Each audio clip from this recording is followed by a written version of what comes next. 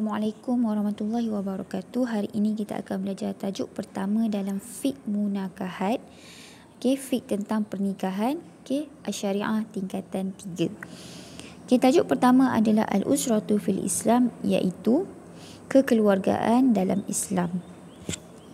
Apa yang kamu akan belajar dalam tajuk ini adalah yang pertama, zikru ahamiyah al-usratu fil Islam, menyebut kepentingan keluarga dalam Islam. Yang kedua, kamu boleh bayan at-targhib fin nikah, menerangkan tentang galakan agar bernikah. Yang ketiga, tawdih as-sifatu al-matlubah fi zawjaini, menerangkan sifat-sifat yang dituntut kepada pasangan. Yang keempat, bayan al-hikmah fi takwin al-usrah al-muslimah, menerangkan hikmah dalam membentuk keluarga yang muslimah, keluarga Islam. Yang kelima, takdir al-hayati al-usriyah fil Islam. Kita kata merealisasikan kehidupan keluarga dalam Islam. Yang pertama, baiklah kita tengok yang pertama. Al-usratu fil Islam, maksudnya keluarga dalam Islam. Ahamiyah al-usrati fil Islam, kepentingan keluarga dalam Islam. Yang pertama, apa dia pengertian usrah dari segi lughatan? Al-usratu lughatan ashiratu ar-rajul wa ahlu baitihi, bermaksud keturunan lelaki dan ahli keluarga. Al-usratu syar'an, maksud keluarga dari segi syarak adalah al-majmu'ah allati tartabitu bizawaji asy-syar'i, maksudnya kumpulan yang diikat dengan perkahwinan, diikat dengan ikatan perkahwinan. Kemudian ikatan perkahwinan itu mengikut syarak. Wal tazamat bihuquqi wal wajibat, dan mematuhi hak-hak dan kewajipan. Itu pengertian keluarga. Seterusnya kita tengok kepada malamih ihtimam al-Islam bil usrah. Kepentingan Islam mengambil berat tentang keluarga. Apa kepentingan? Kenapa Islam ambil berat tentang urusan kekeluargaan ini? Yang pertama, kerana ianya adalah di'amah asasiyah fil mujtama'i, kerana ianya merupakan sokongan asas kepada masyarakat. Maksudnya kat sini, jika elok sesuatu keluarga tu, maka eloklah masyarakat tersebut. Yang kedua, az-zawaj wasilah lihifzi an-naw'i al-bashari an tariqi at-tanasul. Perkahwinan itu merupakan satu cara untuk menjaga keturunan manusia dengan cara pembiakan. Maksudnya bila dengan perkahwinan ini akan adanya kelahiran anak. Jadi kita kata bangsa dan keturunan kita akan terjagalah, kerana makin ramai, maksudnya makin ramai umat Islam, makin ramai bangsa Melayu, macam tu. Itu maksudnya lagi banyak. Kenapa lagi banyak? Sebab bila kita ni ramai, kita akan jadi lebih kuat. Bersatu kita teguh, bercerai kita roboh.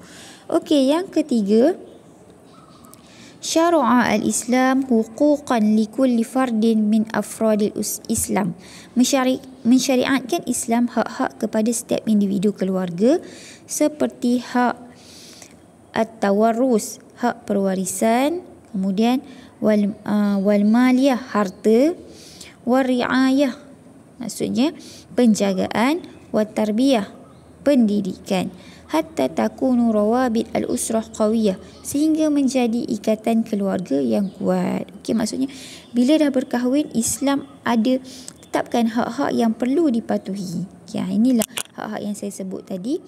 Hak perwarisan harta, hak penjagaan, hak perlindungan, hak pendidikan. Maknanya Islam ni menjaga sampai kepada urusan kekeluargaan. Kemudian Yang keempat, antara kepentingan keluarga yang keempat adalah meletakkan Islam hukum-hukum yang berkait dengan pengurusan kekeluargaan dan isu-isu yang berkait dengannya. Wada'a al-Islam al-ahkam allati tata'allaqu bitanzimil usra wa tartib umuriha. Maknanya dalam urusan kekeluargaan Islam dah tetapkan hak-haknya. Okey, maksudnya jika contohnya nak meminang seseorang perempuan tu pun ada peraturan-peraturannya. Okey, kalau contohnya perempuan itu sekiranya dia masih dalam iddah, dia tak boleh dipinang, ataupun sekiranya perempuan itu tunangan orang, dia tidak boleh dipinang kecuali setelah pertunangan itu putus. Maknanya Islam menjaga daripada pertunangan, perkahwinan ada syarat-syaratnya, hatta sampai bercerai sekalipun Islam ada menetapkan peraturan-peraturannya. Okey, supaya apa?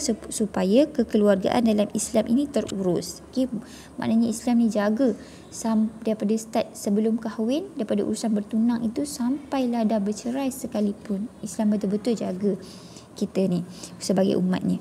Okey, seterusnya at-targhibu fin nikah. Okey, maksudnya galakan bernikah. Okey, ada dalil dalam Al-Quran yang menyatakan bahawa pernikahan ini digalakkan, iaitu A'udzubillahi minasyaitonirrajim, surah An-Nisa ayat 3, wa in khiftum alla tuqsitu fil yatama fankahu ma taba lakum minan nisa'i masna wa sulasi wa ruba' fa in khiftum alla ta'dilu fawahidatan aw ma malakat aymanukum zalika adna alla ta'mulu. Maksudnya, dan jika kamu takut tidak akan dapat berlaku adil terhadap hak-hak perempuan yatim bila mana kamu mengahwininya, maka kahwinilah wanita-wanita lain yang kamu senangi. Okey, 2, 3 ataupun 4. Fa in khiftum alla ta'dilu. Okey, jika kamu takut tidak dapat berlaku adil, maka nikahilah seorang sahaja atau hamba sahaya perempuan yang kamu miliki. Yang demikian itu lebih dekat agar kamu tidak melakukan kezaliman. Okey, maknanya dalam ayat ni Allah sarankan galakkan agar kita bernikah, dan walaupun lelaki itu boleh bernikah sehingga 4, tetapi Allah ingatkan juga dalam ayat ni, jika tak dapat berlaku adil, maka 1 itu sudah cukup, ataupun dia kata nikahilah hamba sahaya. Okey, maka itu lebih dekat agar kamu tidak melakukan kezaliman. Okey, seterusnya galakan bernikah yang kedua ada disebutkan dalam hadis. Okey, ana Abdillah radhiyallahu anhu qala lana Rasulullah sallallahu alaihi wasallam.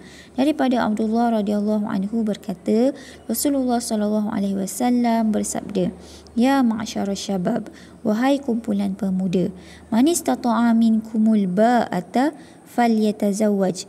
Okey, sesiapa di antara kamu yang mampu berkahwin, maka berkahwinlah. Okey, sesungguhnya ia menundukkan pandangan, fa innahu aghaddu lil basari wa ahsanu lil farji, dan ianya menjaga kemaluan. Okey, dan sesiapa yang waman lam yastati', dan sesiapa yang tidak mampu untuk berkahwin, maksudnya fa'alaihi bisawmi, maka dia digalakkan untuk berpuasa. Okey, fa innahu lahu wijaun, kerana apa digalakkan berpuasa jika tak mampu berkahwin? Kerana dikata puasa itu mampu menahan syahwat baginya. Rawahu al-Bukhari, riwayat al-Bukhari. Maksudnya galakkan berkahwin ni ada Allah sebutkan dalam Al-Quran dan ada juga diriwayatkan dalam hadis Nabi. Okey, seterusnya as-sifatu al-matlubah fi zawjain. Okey, maksudnya sifat-sifat yang dituntut pada pasangan. Okey, maksudnya apabila seseorang lelaki atau perempuan itu berkahwin, apakah sifat-sifat yang dituntut pada pasangannya? Maksudnya dia nak pilih tu apa sifat-sifat yang dia boleh tengok pada seseorang lelaki atau perempuan tu. Maksudnya, ada tak ciri-ciri ni? Ada tak ciri-ciri ni? Okey, maksudnya Islam dah gariskan apakah sifat-sifat yang kita boleh tengok untuk kita memilih pasangan. Okay, sifat yang pertama adalah ad-dinu as-sahih wal khuluqu al-qawim, iaitu agama yang benar dan akhlak yang mulia. Okey, maksudnya Islam suruh pilih pasangan yang mana agamanya benar dan akhlaknya itu baik. Okey, an Abi Hurairah qala Rasulullah sallallahu alaihi wasallam tunkihu al-mar'ah li arba'i. Daripada Abu Hurairah radhiyallahu anhu berkata Rasulullah sallallahu alaihi wasallam bersabda, dinikahi wanita kerana kerana 4 perkara. Yang pertama, lima liha, kerana hartanya. Yang kedua, wali hasabiha, kerana keturunannya. Yang ketiga, wali jamaliha, kerana kecantikannya. Dan yang keempat, wali diniha, dan agamanya. Okey. Fazfar bizatiddin, maka pilihlah yang mempunyai agama. Okey. Kemudian dikata, maka pilihlah yang ada agama, taribat yadaka. Okey. Dia kata niscaya kamu akan bahagia. Okey, antara 4 ni last sekali Rasulullah kata pilihlah yang beragama, niscaya kamu akan bahagia. Kerana bila kita pilih yang beragama, insya-Allah dia akan ada ketiga-tiga perkara yang lain tadi. Okey, harta, keturunan dan kecantikan. Insya-Allah elok juga jika kita pilih pasangan yang agamanya elok. Okey, sifat yang kedua, selain kita tengok agama dan kita tengok akhlak, apa lagi kita nak tengok? Okey, yang kedua adalah an-nasab, iaitu keturunan. Okey, tibul asli wa karamal manbat, baik asal usul dan mulia tumbesarannya. Okey, maksudnya nak pilih seseorang pasangan itu kita tengoklah keturunannya, keturunannya baik-baik atau tidak. Okey, kemudian kita tengok mulia tumbesarannya, maksudnya kita tengok dia punya tubuh badan itu elok atau tidak. Okey, ada cacat celanya atau tidak. Okey, sekiranya ada cacat cela, tak sah ke perkahwinan? Tak, perkahwinan itu tetap sah. Sekiranya ada cacat cela, perkahwinan itu tetap sah, tetapi mestilah dengan kerelaan kedua-duanya. Tak ada masalah, maksudnya kalau yang lelaki boleh terima kecacatan perempuan itu, yang perempuan boleh terima kecacatan lelaki itu, maka tidak ada masalah. Okey. Okey. Kalau boleh terima sama-sama, tak ada masalah. Okey. Kemudian supaya kita tengok keturunan, kita tengok juga kepada al-kafa'ah. Apa itu al-kafa'ah? Kafa'ah ini maksudnya sekufu, setaraf ataupun sepadan. Okey. Musawatu hal ar-rajul li halil mar'ah. Okey, maksudnya sekufu ini sama keadaan lelaki dan perempuan itu. Sama dari segi apa? Ada 4 perkara. Yang pertama, ad-din, iaitu agama. Okey, contohnya sama-sama agama. Okey, agama Islam dan agama Islam. Okey, kalau orang yang dia suka itu bukan agama Islam, macam mana? Okey, maknanya dia kena, pasangan dia tu kena memeluk agama Islam, kena sama. Okay, yang kedua al-huriyah, mestilah dikata merdeka. Merdeka ini maksudnya bukan hamba.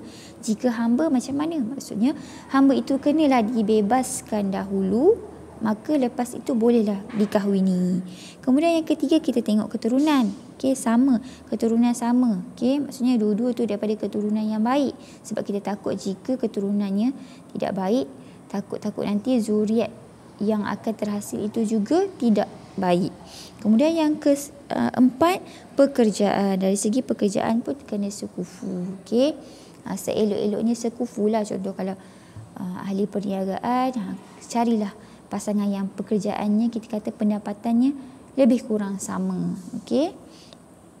Okey, kemudian ciri yang keempat adalah an la yakuna bainaz zawjaini qarabah qaribatun.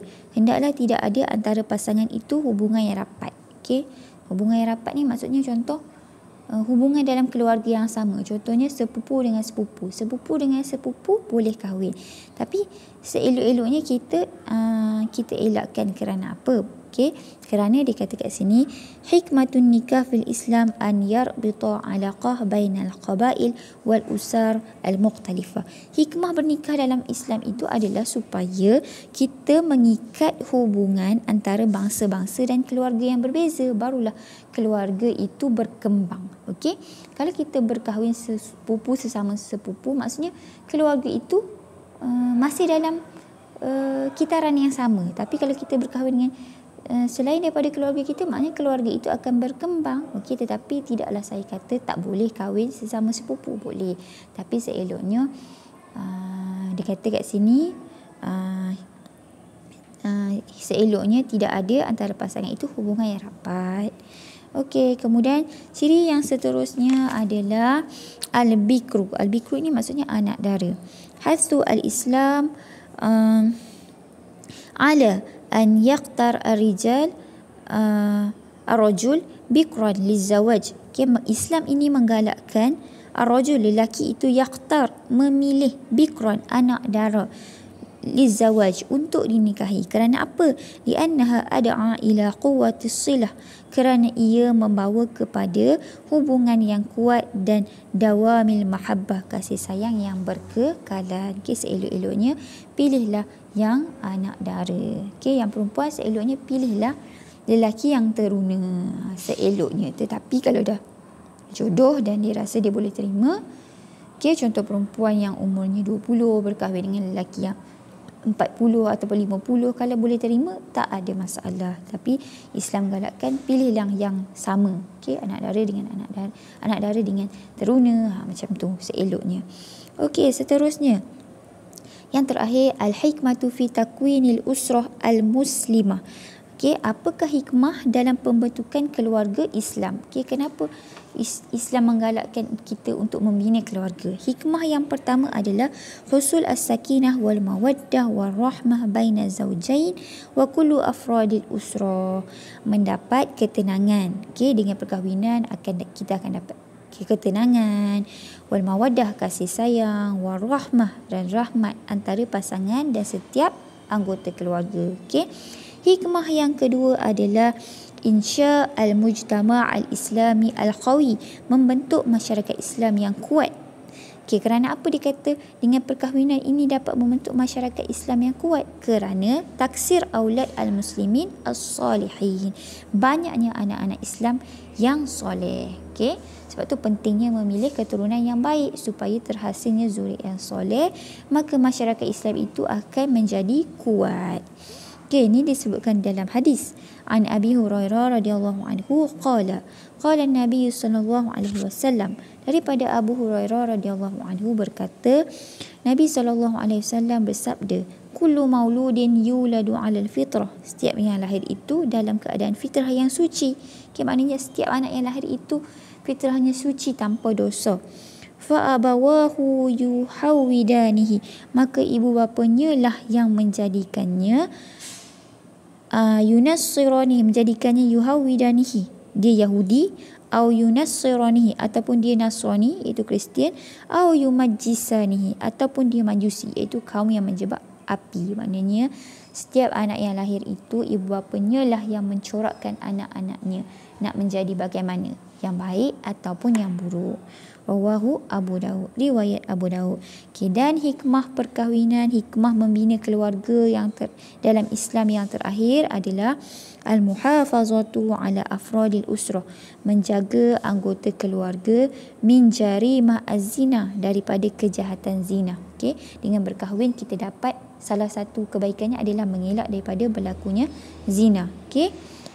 Kemudian dia kata wahimayatuhum, dan melindungi minal fasadi, daripada kerosakan, wal hadmi, dan kehancuran, wasawaul akhlak, dan akhlak yang buruk.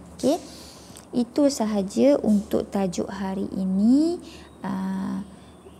Mohon maaf sekiranya ada kesalahan, dan boleh betulkan sekiranya ada kesalahan dalam penyampaian saya. Assalamualaikum warahmatullahi wabarakatuh.